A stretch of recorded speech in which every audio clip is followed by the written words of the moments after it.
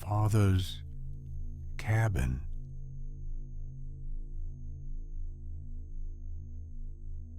When I was a kid, my father would disappear every summer for a month or two. He'd leave everything behind and vanish into the wilderness. He never said why, just told me, "North, son, it's easier to breathe up there." I knew he had an old cabin somewhere deep in the Minnesota woods. Yellowed photographs and some scribbled map margins were the only proof it even existed. It wasn't until years later, after his sudden death, that I learned the truth. Back in the mid-90s, he had been hiding from people you didn't want to mess with. He never told anyone what he'd done. Maybe he stole something, maybe he betrayed someone, or maybe it wasn't his fault at all. But when he ran, he found that cabin, rotten, abandoned, nearly swallowed by the earth. And he stayed. Said he survived on mushrooms, fish, berries. Eventually, he fixed the place up, patched the roof, rebuilt the walls, even dug a trench to direct water into an old well. I never understood what drew him there.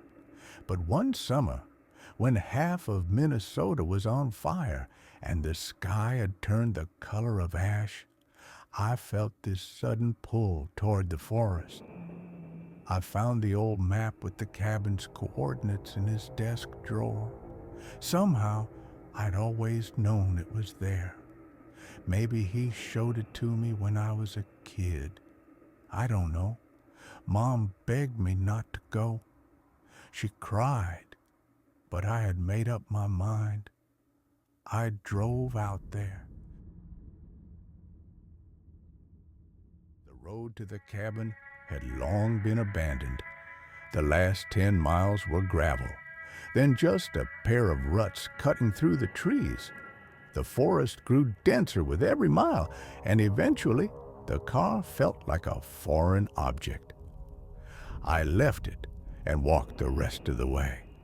The heat was suffocating, sweat pouring down my back, but the closer I got to the spot marked on the map, the colder the air became, not the refreshing chill of a shaded forest.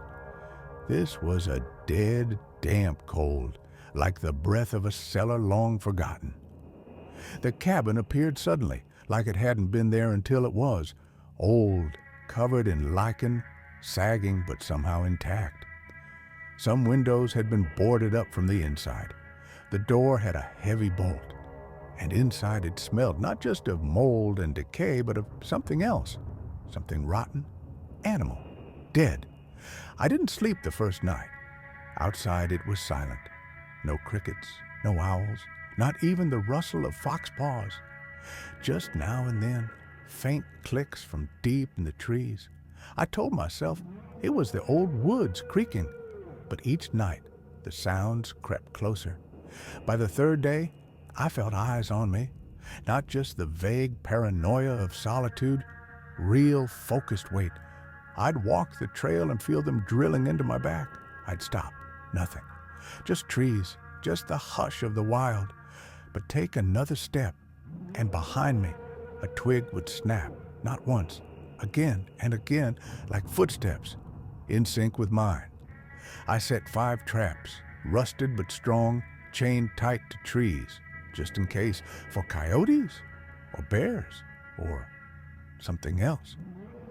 That evening I sat at the kitchen table cleaning my father's shotgun. The lamp flickered, casting trembling shadows on the walls. The radio hissed and crackled, and no matter how I turned the dial, all I got were warped voices tangled with low, unnatural hums. I couldn't make out the words until in one burst of static I clearly heard, "Oh, look outside."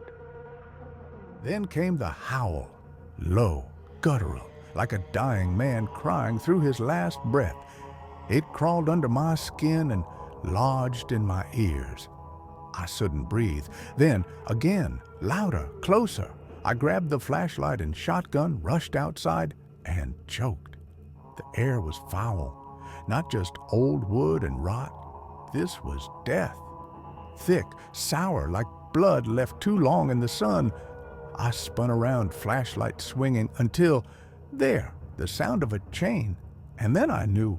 One of the traps had caught something, but it had escaped. I ran back inside, slammed the door, bolted it, jammed a table and chair beneath the handle, anything I could grab. I listened.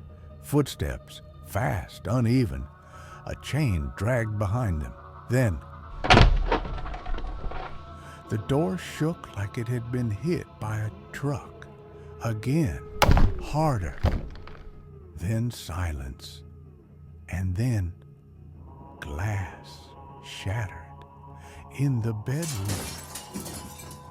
I froze. It was inside. I could hear its breath. It wasn't hiding. It wasn't afraid. It was waiting for me to be scared enough to move. I don't know how long I stayed pressed against the wall. Then I stood, slow, like a man learning how again. And I saw it. This thing wasn't meant to exist. Not in this forest, not in any world. Its head was oversized and lumpy, covered in fleshy growths and bony spikes like twisted fingers. 3 eyes, each moving on its own. A mouth open to its chest, ringed with teeth like a meat grinder. 2 massive legs like frog limbs, one dragging a rusted trap on a chain. And those arms, long, warped, almost human, ending in claws like bear hooks. It growled, not a roar. Something bitter, offended, like I'd woken it from centuries of sleep. I aimed, fired, hit its chest. It dropped, but it didn't die. Another shot, its jaw split in 2. It didn't flinch, it charged. In pure panic, I yanked out my father's knife and drove it into one of its eyes. The thing screamed, threw me across the room. I hit the wall, felt something crack, maybe everything. Then it was gone, leaping through the broken window and into the night. I blacked out from the pain. I came to a dawn. The cabin was silent. The air was warm again, stifling. I somehow got to my car, turned on the hazard lights, and made it to the nearest town. They flew me to a hospital by medevac. I gave the police the map. They couldn't find the cabin. Couldn't even find the road. Thought I was high, or heat struck, or just broken. Eventually, I thought so too, until last week. A letter arrived. No return address. Inside, a Polaroid photo. Faded, old, the cabin. And in front of the door, someone in a coat.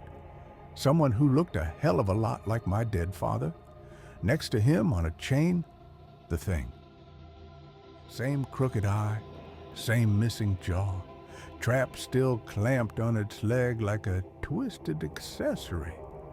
On the back, written in handwriting I'd know anywhere, "He won't hurt you anymore. Come back next summer. We need to